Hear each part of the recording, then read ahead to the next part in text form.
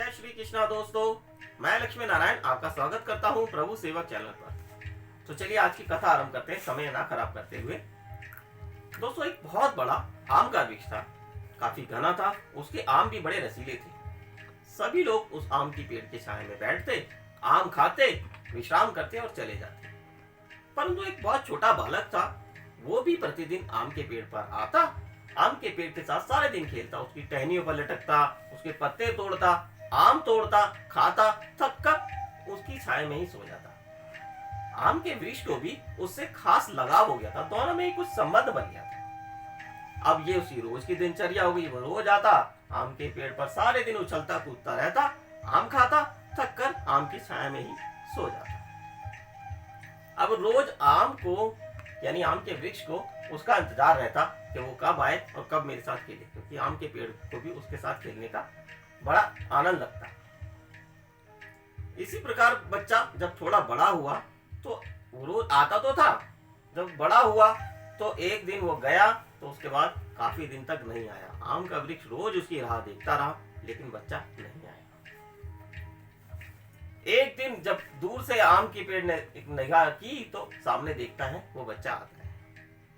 बच्चा थोड़ा बड़ा हो गया था तो आम के पेड़ ने कहा, भाई तू कहाँ चला गया था यार, मैं तो तेरी रोज राह तकता हूँ, तेरे बिना मेरा दिल नहीं लगता, तू मुझे छोड़ के मत जाएगा। तो चला आज हम दोनों खेलते हैं। तो उस बच्चे ने कहा, अब मेरी खेलने की उम्र नहीं है, अब मैं बड़ा हो गया हूँ, मुझे पढ़ना है। तो कहता तू पढ़, क्यों नहीं पढ़ता? तो उसने कहा, मेरे पास फीस जमा करने के पैसे नहीं है, मेरे माता पिता के पास इतने पैसे नहीं है कि मुझे फीस जमा करके पढ़ा सके, तो क्या मैं ऐसे ही घूमता रहूं, ऐसे ही आवारा हो जाऊं? तो आम के वृक्ष ने कहा, तू परेशान क्यों होता है, तू ऐसा कर, मेरे सारे आम तोड़कर बेचिया, इससे जो पैसे मिलते हैं उससे अपनी फीस जमा कर। उस बच्चे ने उस आम के सारे उस वृक्ष के सारे फल निकाल दिए और बाजार में बेच दिया। उसके बाद जो गया तो फिर कई साल तक नहीं आया। आम का वृक्ष रोज उसकी राह तकता। एक दिन जब वो जवान हो गया तब वो फिर आया। तो आम के पेड़ ने कहा, भाई तू यार क्यों चला जाता है मुझे छोड़ के, भाई मेरा तेरे बिना दिल नहीं लगता, बेटा तुम आ मेरे साथ खेल। कहता है, नहीं मेरी शादी हो गई, मेरी नौकरी लग गई, मेरे बच्चे भी हैं। कहता है, तो आम के पेड़ ने कहा, तो बहुत खुशी की बात है। उसने कहा, क्या खुशी की बात है? मुझे अपना घर बनाना है, लेकिन उसके लिए मेरे पास पैसे नहीं है। तो आम के पेड़ ने कहा, यार तू ऐसा कर, परेशान क्यों है, तू ऐसा कर, मेरे सारे डाल और मेरी सारी लकड़ियां बाजार में बेचिया, इससे जो पैसे मिलते हैं उससे अपना घर बना, तू परेशान क्यों है? उस लड़के ने आम के सारे टहनियां कटवा दी, सारी डालें कटवा दी, बस एक छोटा सा उसका तना बचा और लड़के ने बाजार में जाके बेच दिया। उसके बाद जो गया तो फिर सालों नहीं आया। अब आम का पेड़ सूखा बंजर सा झाड़ सा रह गया, एक तना।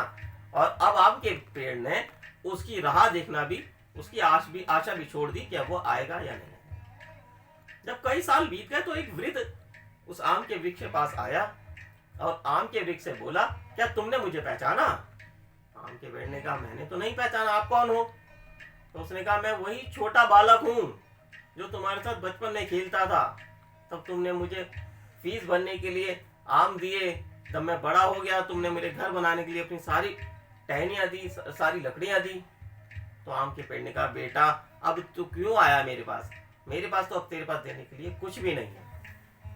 तो इस पर वो वृद्ध रो पड़ा, उसकी आंखों से अश्रुधारा बहने लगी। वो आम के पेड़ से लिपट गया, कहता है, आज मैं तेरे से कुछ लेने नहीं आया, आज मैं तेरे से लिपट के रोने आया हूं, तुझे गले लगाने आया हूं, तेरी गोद में सोने आया हूं। इस पर आम के मन में भी ममता जाग गई, उसकी भी टहनियां अंकुरित होने लग गई, उसके भी मन में नया जीवन का संचार होने लग गया। तो दोस्तों, इस कथा से कुछ सीखा आपने? हमारे माता पिता भी वृक्ष की तरह है, या वृक्ष भी हमारे माता पिता की तरह है। जब हम छोटे थे तो उन्हीं के साथ खेल खेल कर बड़े हुए। जैसे जैसे हम बड़े होते गए माता पिता से दूर होते गए। दोस्तों, उन्हें भी हमारे से मिलने की आशा है, वो भी हमारी याद में बंजर हो रहे हैं। जब जरूरत पड़ी तभी हम उनके पास गए।